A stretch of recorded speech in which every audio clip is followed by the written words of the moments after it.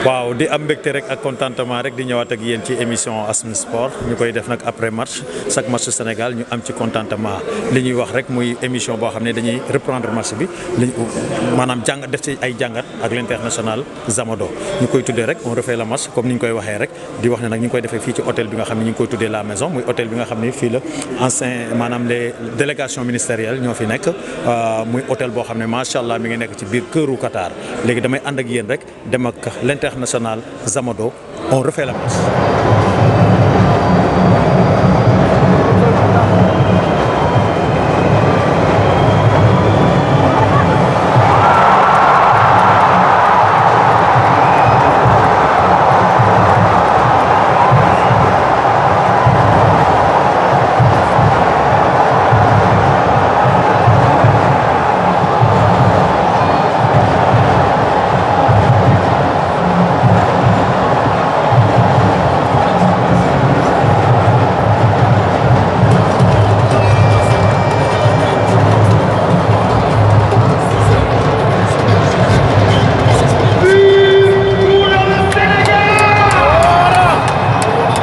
si as ñu ngi am contentement ak mbégte di dellu si waat di wax ak suñu téléspectateurs yi sur Asmoon TV Qatar 2022 Coupe du Monde di dellu si waat di def di bëgg a waxtaan ci match bi nga xam ne si lañ génn léegi ñu tuddee ko on refait le match donc score bi tey Sénégal am na ndam si kaw Qatar gagné ko 2-0 mu nekk match boo nga xam ne au départ dañ ko doon amoon nañ ci tiitaange lool mais mën nañ ne tey alhamdulilah yàlla sutural nañu génn nañ ci match bi ak 3-1 donc match bi c'est vrai que avant il y avait beaucoup de commentaires ban équipe la Aliou Cissé indi ban système lay indi et tey je pense que El Tactico xaw nañu dribbler tuuti parce que il a amené un système en 4-4-2 avec 2 avant-centres, que ce soit Diédhiou ak Boulaye Dia, en mettant sur les côtés Krépin Diatta, Ismaïla Sarr. Au milieu, il a retenu la paire Gana Gueye Nampalys, et derrière avec le solide défenseur, le ministre de la Défense Kalidou Koulibaly. Derrière, il a maintenu la place de Edouard Mendy bi nga xam ne tey boo doon xool ñëpp ñu ngi doon wax est-ce que dina ko dugalaat wala du ko dugalaat mais ñu gis na ne Aliou Cissé il a gardé sa confiance en Edouard Mendy, ce qui prouve que il a une base bi nga xam ne si lay appuyé wu te dama gëm ne Edouard Mendy mënul fi nekk meilleur gardien du monde tey sur un match ñu ne dañ koy génne ci équipe wala parce que dafa def erreur te tey boo xoolee tey ci match yi en parlant toujours de Edouard Mendy, si le Sénégal tey arrivé na à faire un résultat positif je pense que Edouard Mendy joué na ci rôle bu am importance. mu nekk match boo xam ne dund nañ ko tey stade bu fees del qui n'était pas acquis à la cause du Sénégal mais je pense qu'on a su en tout cas jouer et maîtriser la pression avec des hauts et des bas, des temps forts et des temps faibles qu'on a su gérer tranquillement. Yàlla dimbali ñu ubbi score bi par Boulaye Dia sur une erreur défensive de défenseur qatari ñu ubbi score bi mais malheureusement bi ñu demee aux oranges ba dellu si waat on a scoré assez rapidement avec une tête de Famara Diédhiou mais malheureusement benn instant il y a eu du relâchement. Bon, quand Aliou Cissé a commencé à refaire son équipe pour revoir son système tactique en faisant entrer le petit Pathé Ciss et en même temps amener Pape Abdou Cissé en défenseur central, le temps qu'on se règle, le Qatar a réduit la marque à 10 minutes de la fin. Heureusement que bon, loolu coup du sort boobu heureusement ébranlewul équipe bi et on a vu qu'aujourd'hui il y a eu l'apport des attaquants parce que quand on constate que Bamba Dieng et Iliman Ndiaye quand ils sont rentrés ils ont apporté un plus et on a pu scorer et dérouler tranquillement pour finir le match à 3-1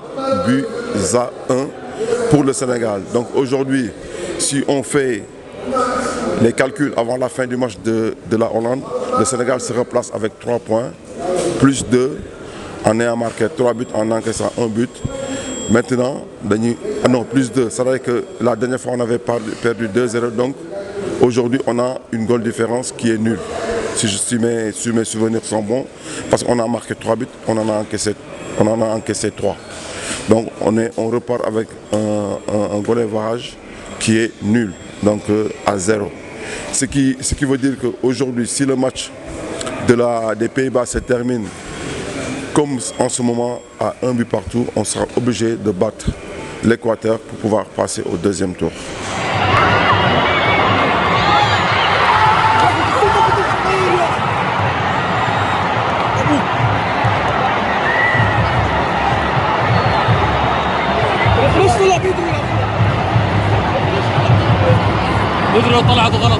Donc Ars, bu ñu continuer suñu analyse yi tey bu ñu doon joxe ay notes ci équipe bi pour noter leen ñu tudde ko top ak flop.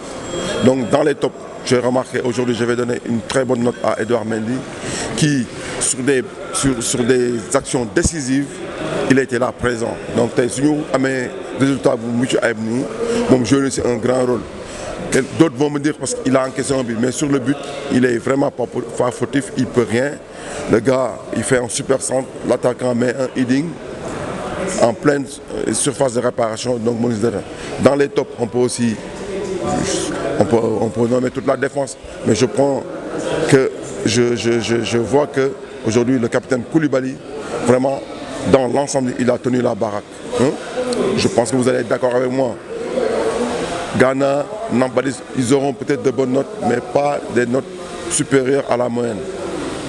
Les tops, Famara Diédhiou, qui nous marque un jeu de but, Boulaïda, qui nous ouvre le score. Par contre,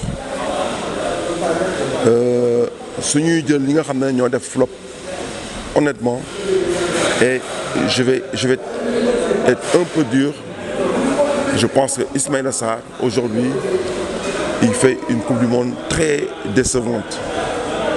Mais j'espère pour lui qu'il va se reprendre, qu'il va se refaire. Peut-être que la pression est trop forte sur ses épaules, parce que tout le monde attend de lui qu'il remplace Sadio Mané. Mais je pense qu'il faut qu'il s'enlève ça de la tête. Il faut qu'il fasse du Ismaïla Sarr, qu'il fasse ce qu'il sait faire. Et Inch'Allah, ça devrait marcher. Donc on lui souhaite de bien se reprendre et de nous revenir pour le 3e match ou pour le 2e tour en étant très fort. Le deuxième flop, c'est Crépin Diatta, qui aujourd'hui, moi je ne comprends pas Crépin. C'était un joueur qui prenait la balle, qui percutait, qui allait provoquer, mais aujourd'hui il joue différemment. Je pense qu'il nous doit une revanche. On va lui donner peut-être une autre chance, mais il faut qu'il se reprenne. Je vais finir par l'entraîneur, parce que je pense qu'aujourd'hui, Aliou Cissé est accrédité d'une très bonne note. Aujourd'hui, si je devais le noter, je donnerais une note de 8,50 sur 10, parce que non seulement il a su remodeler son équipe en changeant de système, en ramenant de la hauteur avec la rentrée de Famara Diédhiou, mais cela n'empêche en rien qu'il a aussi amené de la vitesse. Donc, en deuxième mi-temps, par rapport à la physionomie du match, il a su, en tout cas, aujourd'hui faire les bons remplaçants. Dans la finition de ce que j'allais dire, on va aussi dire que Bamba Dieng a fait une bonne rentrée.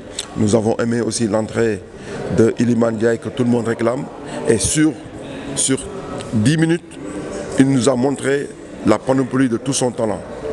Car c'est lui qui amène le 3e but sur une action qu'il ne doit à personne.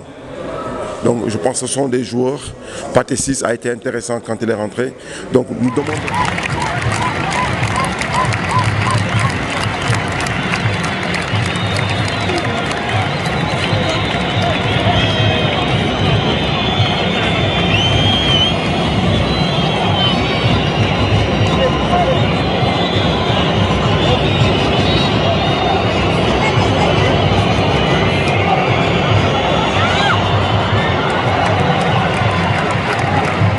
kon ñu wax ci xale yi nga xam ne dañu dugg tey ci match bi te ñu leen doon réclamer donc maa ngi doon wax ci Pathé Ciss di wax ne il a fait une belle rentrée et tey soo déggee sax waxtaan yi nit ñi nga naan équipe bi mujj a jouer loolu mooy équipe bu Sénégal mais il faut ñu xam ne équipe dafa war a am base dafa am base certes que xale yi am nañ qualité am nañ talent léegi nag je pense que dañ leen di dugal ndànk-ndànk ba ñu mën a ba mayonnaise bi mën a jàpp quoi.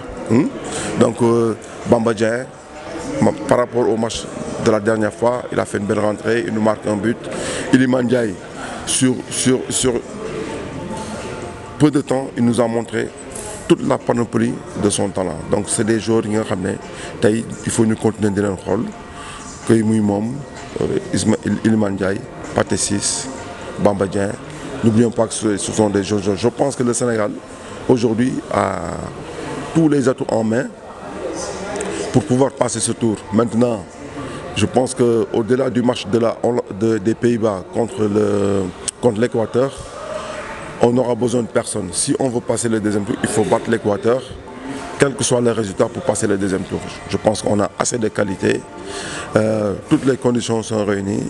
Il suffira que de mieux préparer ce match psychologiquement et tactiquement et éventuellement prier le bon Dieu qui nous donne la victoire lors de notre troisième match.